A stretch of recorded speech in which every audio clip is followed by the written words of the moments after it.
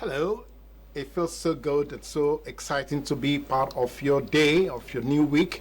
I also welcome you to our premium program. This is Close Flow coming to you from NTA2 Lagos Network Center. Our delight always to be part of your starting week as we begin to look at some critical issues on our nation building, nationhood, nation state, and how each and every one of us, we are playing our own little bit of developing or changing the narrative of this great country, Nigeria. So what are we looking at again today? Well, the Nigerian state is reputed to be the giant of Africa in so many ways. Number one, it is ranked that in every 4 Africans that you get to meet anywhere in the world, one must essentially be a Nigerian. Number 2 is also stated that Nigeria actually is one, or maybe the 4th richest economy on the continent, the most populated nation on the continent, and then having left the positives, we now come to the negatives. The poverty capital of the world, is that really very salient? That we have almost 16% of Nigerians who are not, who are homeless. They don't really have anywhere, they don't have any roof over their heads. And we are also looking at multidimensional impact of poverty. And we are looking at almost 130 million Nigerians who are captured by that number. Then how about out of school children? Now, so all these negatives, how do we change the narratives? How do we get every Nigerian to begin to see that this story about my country should be changed? That we do not want to live only with the negatives, but also to aspire and truly practicalize the expectations of the rest of the world and the whole of the continent about the country, Nigeria. So we have brought into the studio a distinguished Nigerian who is going to be re-examining the issue of humanitarianism. Now, what are we looking at here? Humanists in Nigeria, a country that is almost as exploitative as you find anywhere else. So how humanitarian can you ever get a Nigerian to be? Is that a dream that we are trying to put on the plate? Or it is a practical reality that can be achieved? Our guest, incidentally, is the president of an association of givers. That means, practically, his hands are filled with the ideals of how to become humans within the community where we live.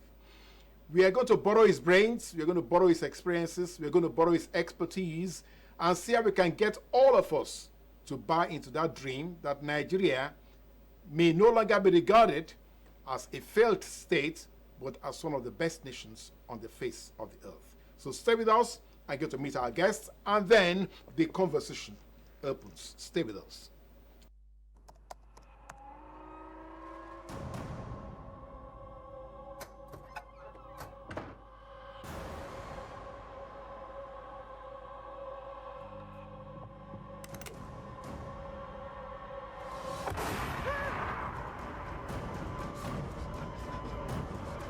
Experience unlimited super-fast internet access from Entel 4G. Entel. Live more.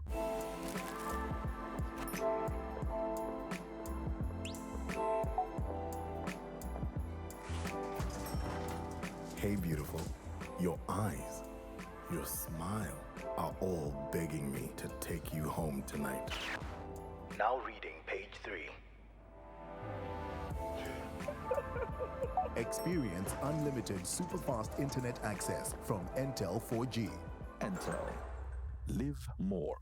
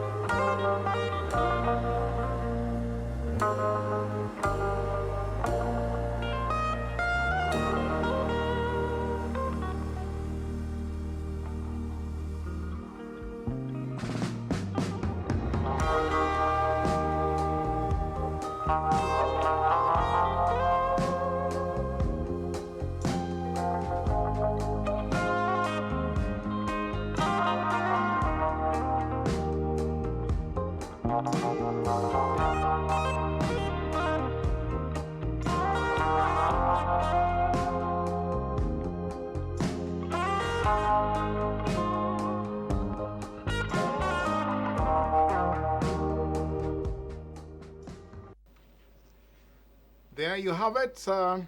We enjoy the honor, the privilege of having with us the president of the Rotarian Club of ONIGBOGBO here with us in our studio. You're welcome to Close Floor. It's my pleasure to be here.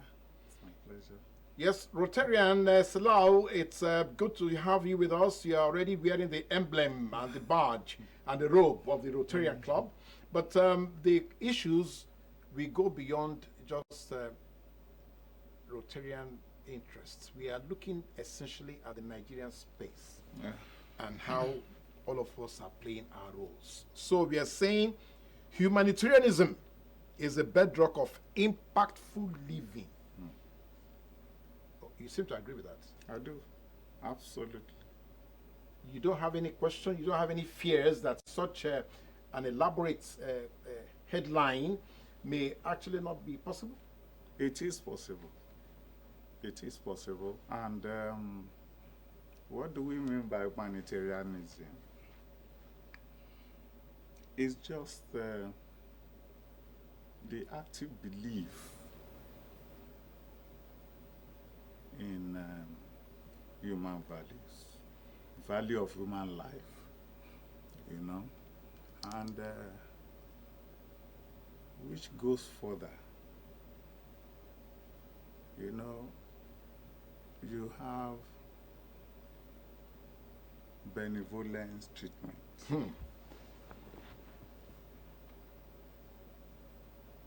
Which also moves further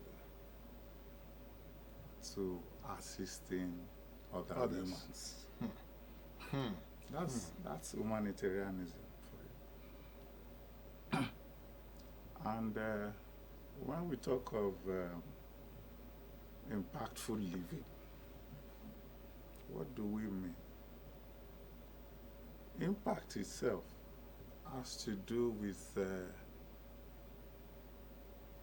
effect, significant effect, powerful effect on situations and humans. That's the meaning of. So when you talk about impactful living, you could summarize it as making significant effect on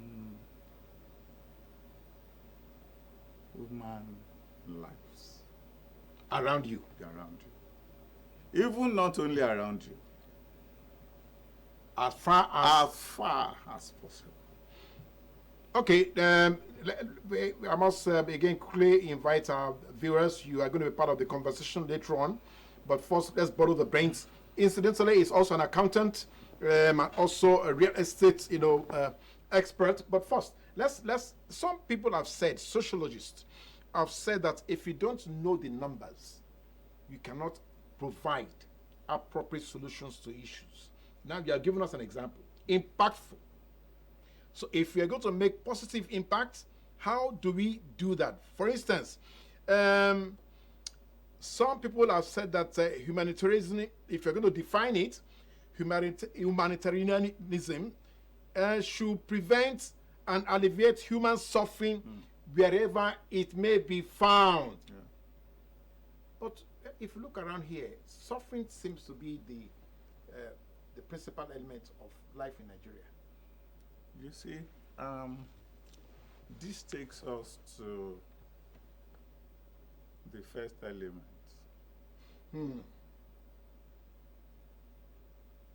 Why was man created by God?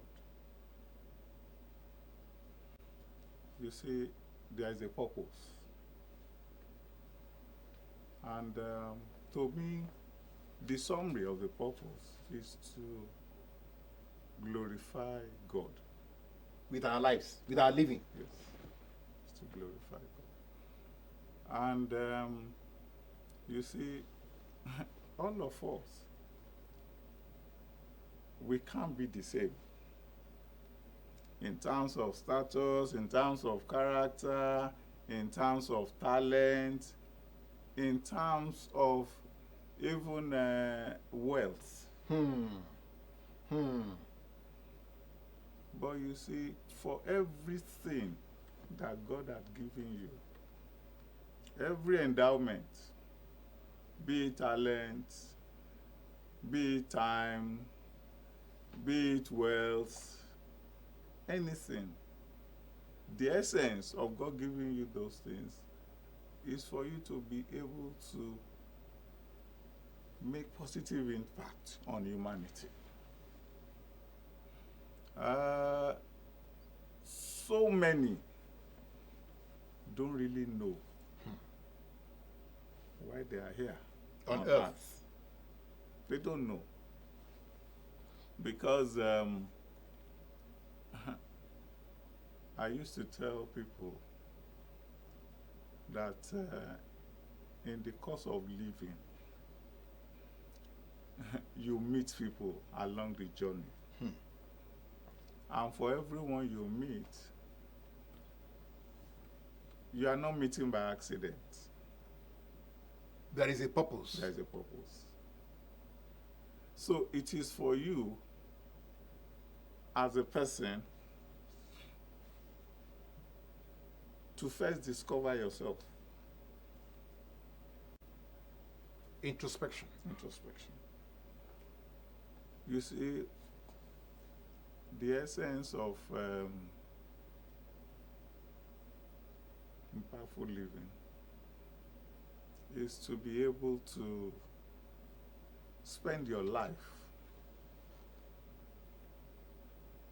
discover the needs of people, and with the aim of filling those needs. The gap. That is it. That's brilliant, very brilliant. But let's quickly come back to, let's lock into our tradition and our culture as a people. Now, we know that Africans, the extended family principles, in all earnestness, in all African communities, are very benevolent. Now, but somehow modernization and even religious tenets seem to have totally eliminated this essence of our cultural lives, cultural interactions, you know, the way we were brought up. Because those days, you remember as a child, it's not only your parents that would take care of you, but factually the entire community. Yeah. So what happened? It's quite unfortunate. But you see, we seem to have lost some of those Values. I remember in those days, when I was still small, we were living in a tenement building. Yes. And I know the kitchen wasn't adequate for all the tenants. But do you know, along the passage, just by your door, yes. you put Put your your small stove. stove, yes. You put your stove there, and that is where you cook. Whatever you are cooking, when you put it on fire, you go inside. You'll be checking on it. No fear. That somebody will come and hijack. or somebody will poison it Oh yes, or somebody will poison it maliciously. maliciously. You see, and I remember so many times some of our peers then, when they said, okay, they want to have a feast for somebody, if it is rice, they will get a big tray, put the food inside, food with stew and everything. All of us will gather around the tree and we'll be eating. You see, maybe, like you said, I wouldn't want to use civilization because African had always been civilized. But maybe, let me borrow your word, modernization has affected our thoughts. Because now, there was love. There was love. The main And fabric you see, of life. yeah, that's the main thing. That's the basis. They will tell you, somebody will come out of his room, say, oh, you, come, go and buy me this thing. Maybe the child wasn't around, but they will say, because you are more like you are not just your child of your parents, you're a child of the community. I know in those days they will say that a child that is not trained in their house will be trained from outside. You know, it's been like that. And you see, the African culture, undiluted, has actually done a lot, especially to some of us. It's very unfortunate the younger ones don't have that privilege. But actually, I must confess to you, it has really been a good thing. They will tell you, if you have one rich man in a family of 10, and maybe the rest people are poor, out of 10 you have 9 that are poor. You are the only rich person, you're also poor. Because the belief is that whatever you have will go round the community. Yeah, will go round. You would attend to the needs of those around you. You know, so eventually whatever you have, you find out that what will be left for you would come down. You know, but those things are no longer there. Exactly, and that is where the discussion is on the table. So, from your own experience, from your perspective, how do you now respond to this? Technically, 108 million Nigerians are without proper housing. Now, out of that, we are looking at approximately 25 million who are totally homeless, who are just hanging on the street.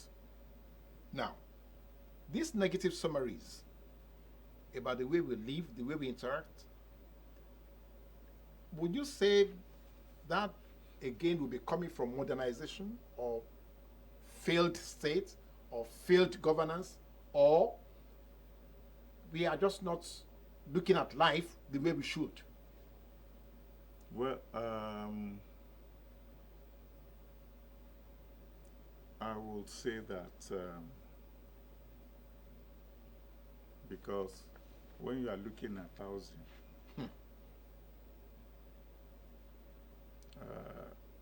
to have a shelter over your head,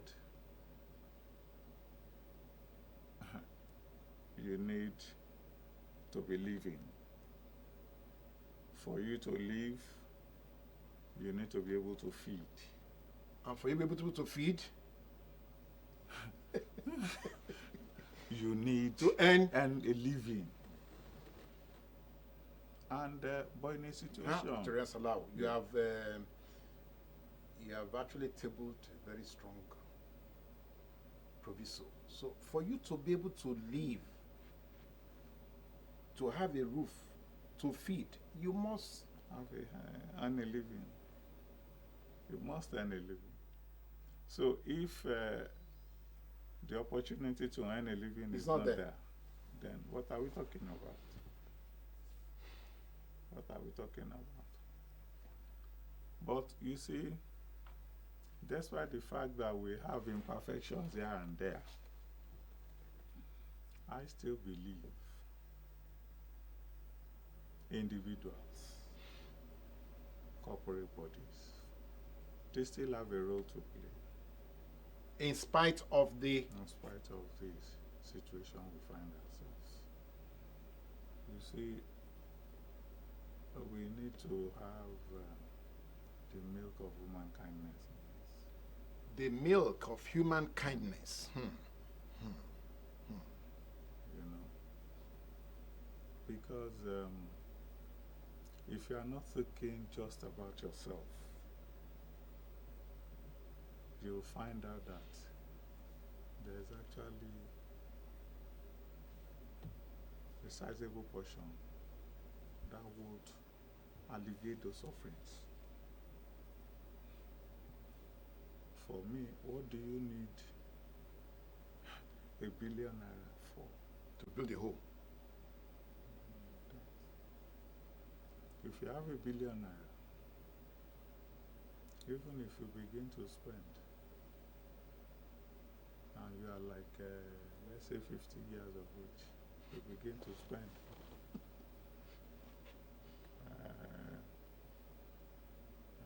Maybe in a day, let's say you spend 100,000 on yourself alone.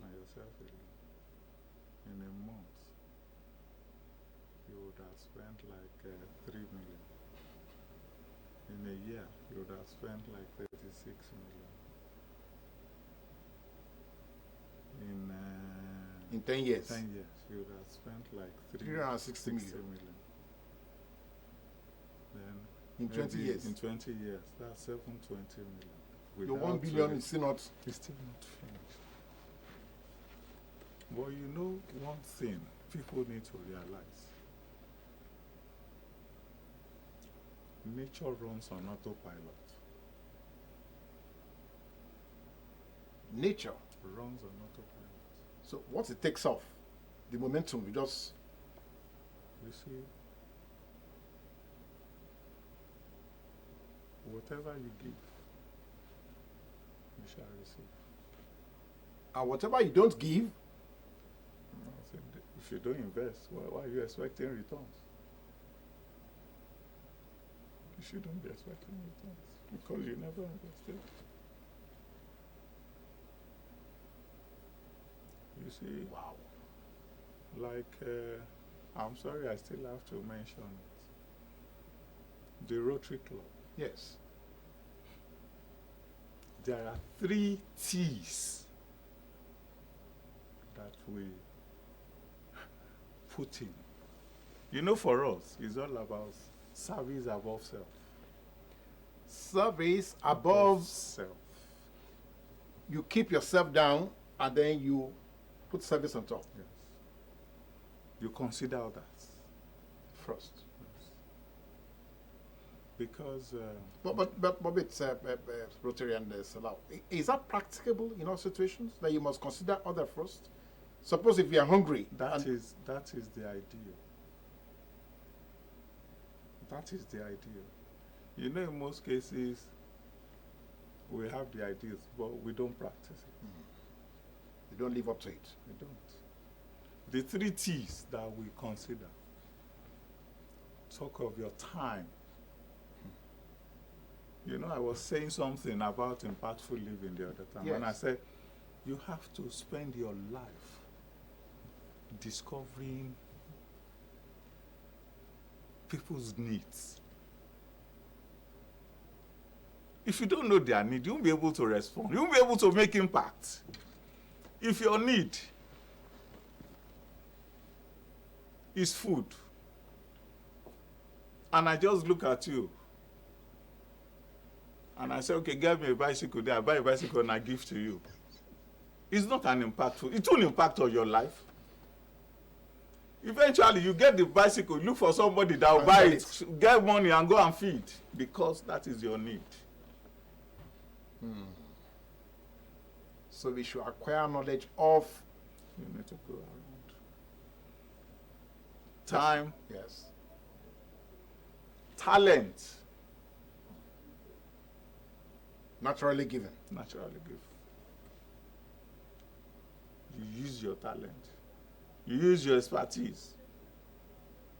At times, you find out that some other resources are available, but just the talent to put it together It's lacking. is lacking. And that also can affect the state, for instance? You could. Hmm. You could. And the third T is your treasure. Treasure? Your Financial savings? resources, your treasure. If you are helping people, you are spending your money. Along with your time. Yes, and your talent. Those are the 3 T's that you have to consider. And you see, when we say service above, so what it means is that you don't consider yourself first. It's a selfless. Well, we've had selfless service. It's an ideal. Yes. You Actually, understand? civil servants or civil service is supposed to be selfless service. Yes. You know. But like we say, the modernization has Let's changed change all that of story. it. Okay, now something again that you have touched on is that the mold of character, the mold of the human character, you have already looked at that, because if you don't study the needs of people around you, how do you respond to those? Now, good.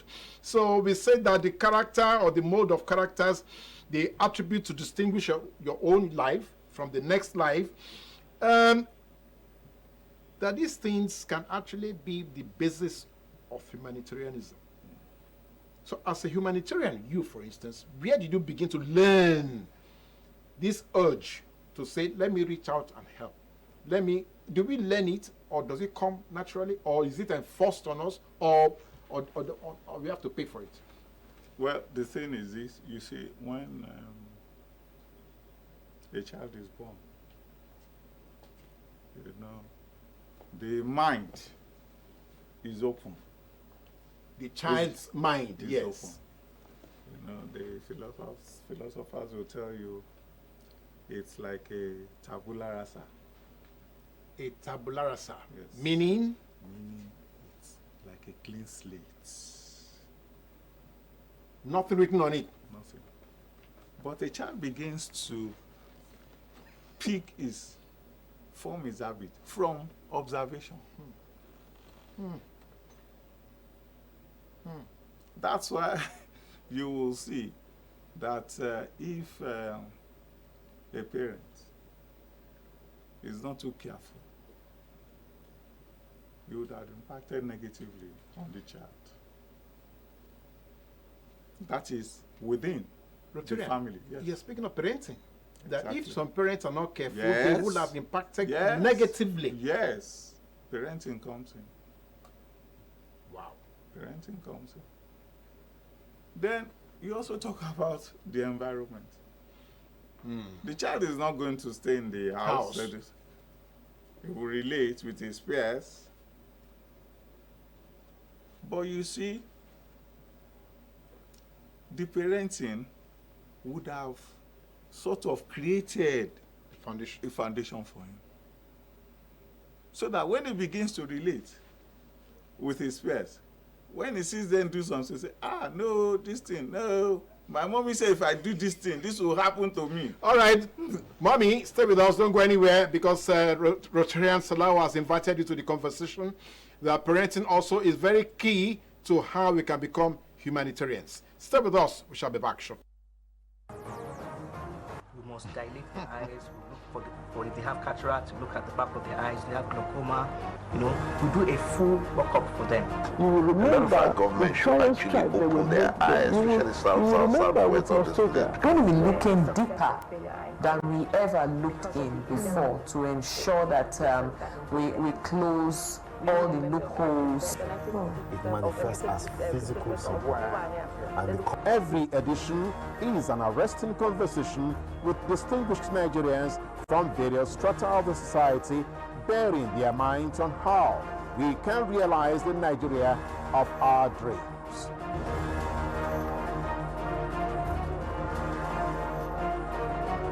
Join us live on Close Flow, Monday every week here on NTA2 Lagos Network Center. Close Flow. The conversation is about you. Thank you for staying with us. You're still with Rotarian Salau, and brilliantly, just before we went on that short break, he gave us like a preface of how all of us can actually begin to play our roles, even from the home. So he's invited mothers and also fathers. Don't let be discriminatory, mothers and fathers, uncles and the aunties, and every other person to join this conversation, because if that child is going to be positively impactful to the lives around him, it's going to start from the house. So reach us on this WhatsApp number, dedicated just WhatsApp, please. 080-2038-4130, 080-2038-4130. Send your query to Rotarian Salau so that they can respond accordingly. Or if you don't have data, then text us on 080-6350-8434, 080-6350-8434, so that you can then weigh the queries you are raising and how we can change the story of Nigeria. Now, Rotarian Salau, before our home audiences will join us, we know that being humanitarians, we can empower our citizens to learn how to mitigate the effects of crisis, conflicts, and disasters in every community. So, now these values, why are they not embedded in our developmental goals? Why can't we make political agenda out of these things? That, okay, coming from what the Rotarians are doing, can't we push the story, push the envelope to the point where politically these key values that Rotarians can give to the public should be part of the communal living? Why is that not possible? Well, the thing is that as Rotarians, we interact with those in government. Yes. But you see, the workings of government is it's slightly different. You see, and situations will go a long way to determine the focus of government. Yes, we know there are disasters. Government in its own way has set up certain agencies. We have the NEMA, for Emergency emergencies, Management yes. Agency. Even in Lagos State, we have LASEMA. But you see, they work within a certain framework. Don't forget, the government is using public funds. For us Rotarians, we are using our funds and our partners' funds. The process of appropriating these funds is different because we are different platforms. We are an humanitarian group. They are a government. And there are so many interests that are involved. For me, I think there is that element of Rotarian in all of us. It is just for us to activate it.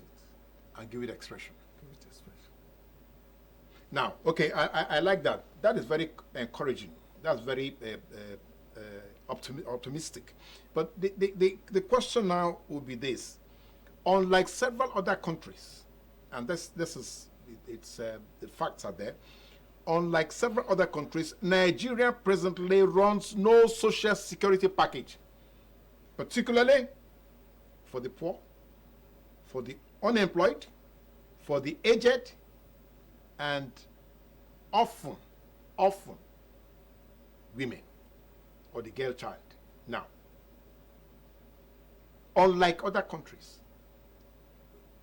when you say, okay, so when government therefore will not provide social safety nets for these very, very needy citizens, how do we juxtapose that with what governance should be? I'm not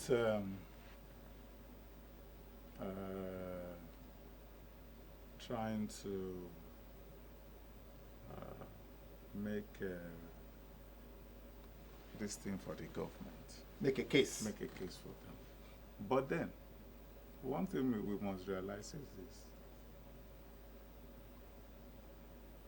The bulk of what we need to carry out these things is money. And resources. Resources. And when the government is saying that you have mounting needs in the face of dwindling resources, what do you do? And that is where I feel we as individuals, as organizations, within our own capacity, intervene. What we are doing is intervention.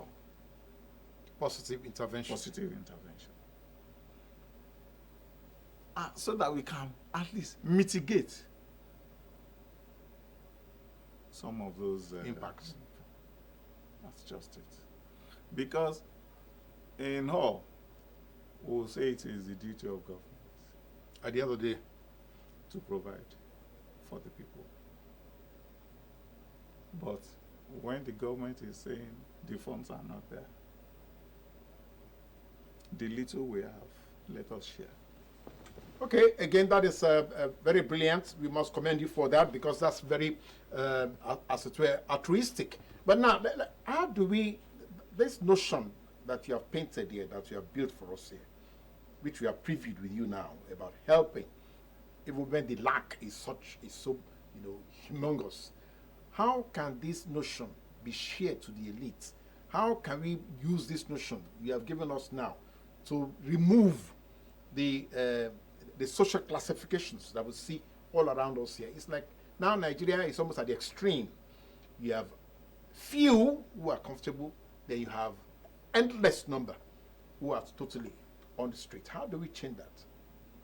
You see, when we started the program, I told you that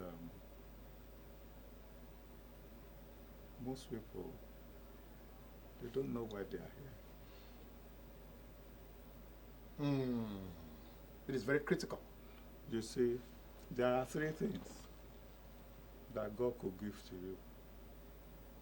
For some people, they'll be so excited about those three things. But do you know those three things are actually albatrosses? The first thing is power. Power. To be able to influence lives around you. When God gives you power, it comes with a lot of obligations and responsibilities. Wow. If you don't do it well, if you are not meeting up with those obligations and responsibilities, you have failed. Simple. You have failed.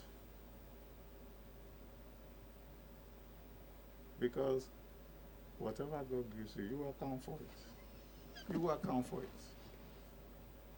The second one is authority. You know, authority is legitimate power. Yes. You know, Yes. in any organization, Yes. any In setting. any situation. Yes, authority. Even as you as a yes. yes. So if you have authority And you don't. and you abuse it, you are gone. Gone in the sense that you have missed the mark. And this you are speaking to every Nigerian. It's not no matter where small corner you're occupying. The third, let me summarize it as money, Treasure. treasure. Whatever money you have is not for you. It's not for you. You can't say because you're a billionaire.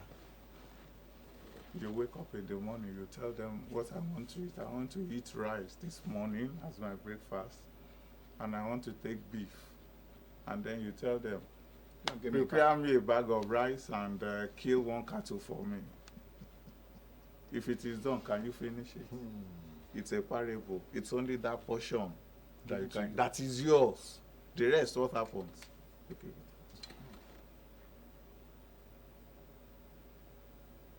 Let me tell you, like in the Bible,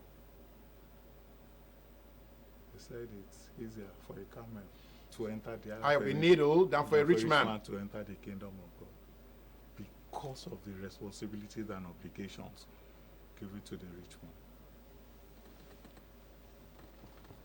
It will inhibit his going there because he will falter Along the way. along the way. He will falter. Except where he has self-trained himself. Introspection. Again, we must thank you for applying all these principles to the things you are doing. Now, let's look at one other issue. The MPI for 2022. Sadly, we have to be going back to these numbers. The MPI, that is Multidimensional Poverty Index, for 2022 showed that 63% of Nigeria, that's 133 million people, are multidimensionally poor. That is poverty in all manner of senses and all that and all that. Now, as a Rotarian, as somebody who has been in the forefront of social interaction, social equity, is it not discouraging for you when you see these numbers, when you see these dismal performances? I can assure you, as Rotarians, we are not discouraged. We are even trying to do more. We have, you can find out, we have a number of empowerment projects going on. Across the country? Across the globe. Within the country, we have clubs empowering people,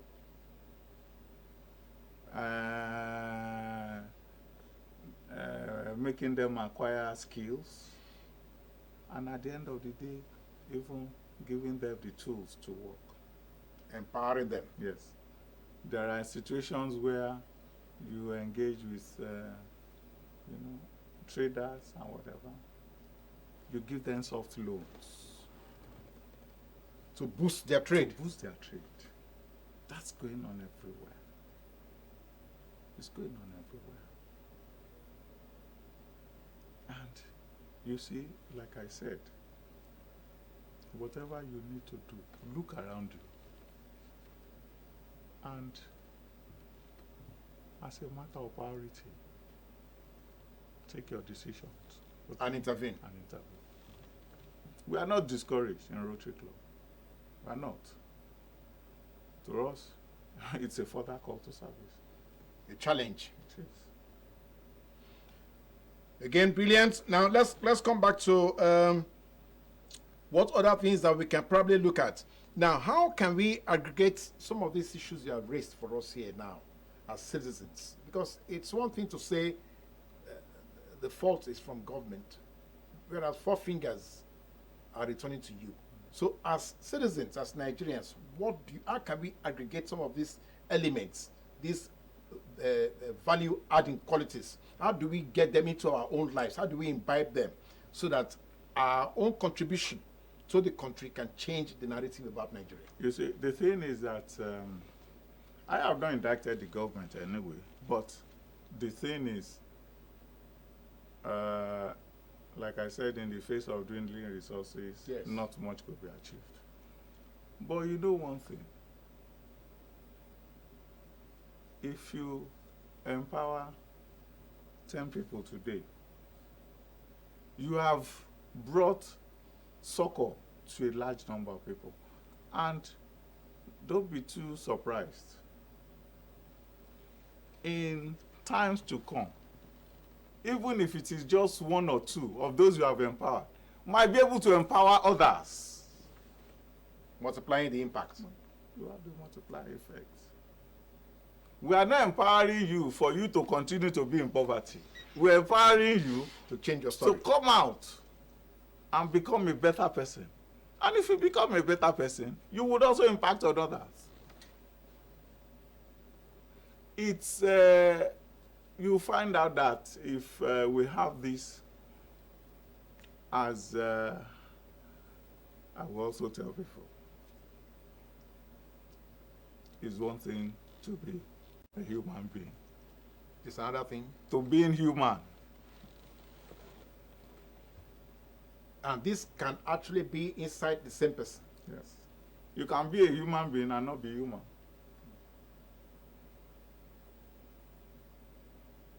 But when you're a human being, we're all human beings. Yes. But when you are being human, you have compassion. So all these qualities begin to express themselves. If all of us are being human, even if we find ourselves in government, we know what to do. All right. Thank you very much, Rotarian Salau. The implication of that is very clear. We are saying to yourselves that when you take on responsibility, you get authority, you need to use it in a way that is humane so that every other person can therefore benefit. Now, moving forward, we know that the Rotarians are global. Now we are looking at one other critical global issue, and that is about food security. We are saying that if you're not careful, by the time the population of the world is almost 10 billion, nearly 10 to 15% of that population will be hungry. So what are we doing in a place like Africa, where already we know the way the hunger is striking at every nation? Well, one thing you have to look at is what are the reasons for food insecurity? Because they are very important. Is it because of climatic change? Because that has its own effect. Yes. Is it because of insecurity? Disaster, natural disasters, flooding or whatever. Is it because of insecurity? It has its own effect. Or is it because of the wherewithal to be able to advance a certain level of farming? Maybe we're into subsistence farming, yes, and he wants to go to mechanized, but he doesn't have the fund. So you have to look at it from, and for any of those areas is a different approach. Different solutions. Exactly. Where Rotary may come in. If you are talking of wherewithal, yes, they could come in. Come up with an empowerment program. If it's about machines, mechanized, going to mechanized agriculture, yeah, that could be arranged. Even they could do it in such a way that farmers could hire, use, and so it's there. If you talk of natural disaster, there's nothing Rotary can do about natural disaster. If you talk about insecurity, there's nothing they can do because it's beyond their purview. And don't forget, where there is insecurity, you don't expect anything like prosperity. Okay, again, we must thank you for that. You have loaded up the table. Let me quickly run the numbers again for all our viewers to please join us. I just pray and I hope that it's not because of technical issues that we have not received your comment or your queries. I said to you, WhatsApp us on 08020384130. 08020384130. That's for WhatsApp, dedicated. Or you can just SMS us on 08063508434. SMS on 08063508434. It's important that you also speak with Rotarian Salau to see how we can change the story of Nigeria. Now, one thing again that some people have mentioned or seem to have ascribed to Nigerians to be the question of high level of dependency. Nigerians seem to always be beggarly rather than building up their self-esteem and capacity to also get engaged. Where is that coming from? Is that because of the mass poverty, impoverishment, or just laziness? And you see, this trend didn't start today. I will say it started with the failure of our educational system, because I think it's just some years back we started having entrepreneurship being introduced into the curriculum of some of these tertiary institutions. absolutely. If I attend university, I get a degree, and I don't have any Skills. Definitely when I come out, what would I be looking for? I'll be looking for a white-collar job. And in the face of exploding population and decrease in industrialization, what do you expect? You have a whole lot of unemployment. The unemployment rate will go up. And you see,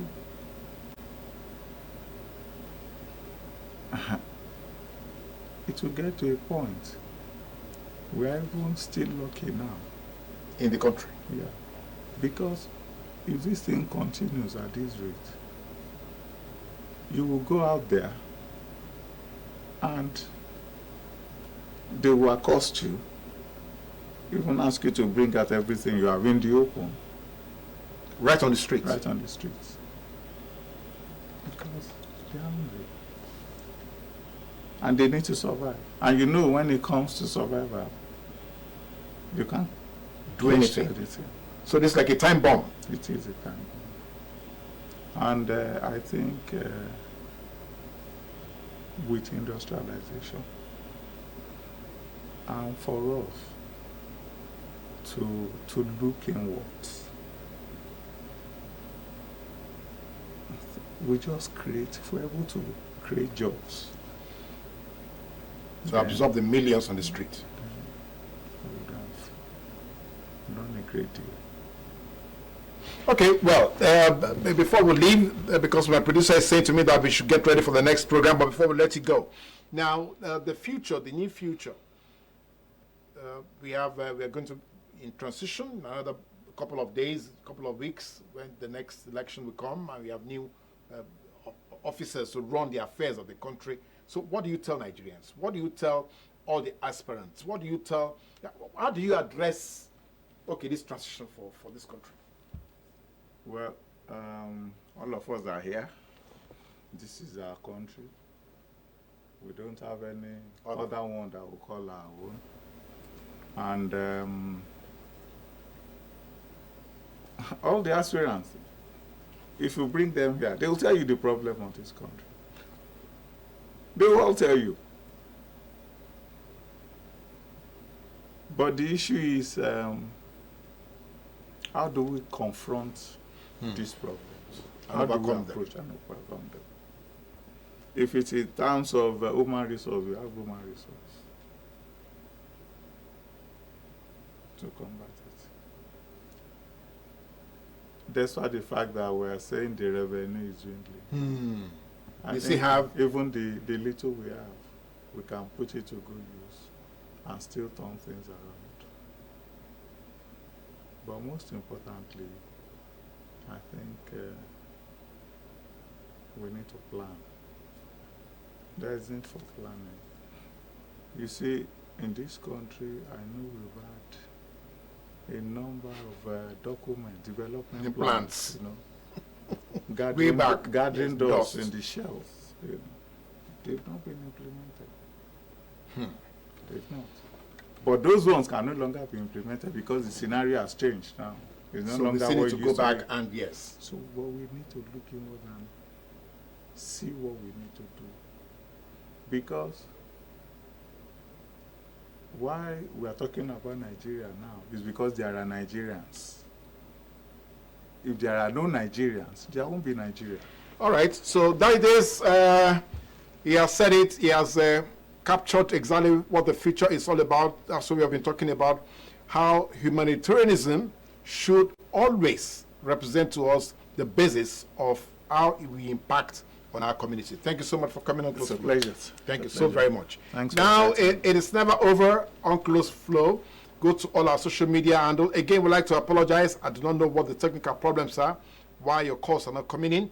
But go to all our social media handles and make sure that you join or you enlist your own queries, your own suggestions, your own ideas and ideals in what our honored Rotarian has submitted here today. So until next week, it is bye from us.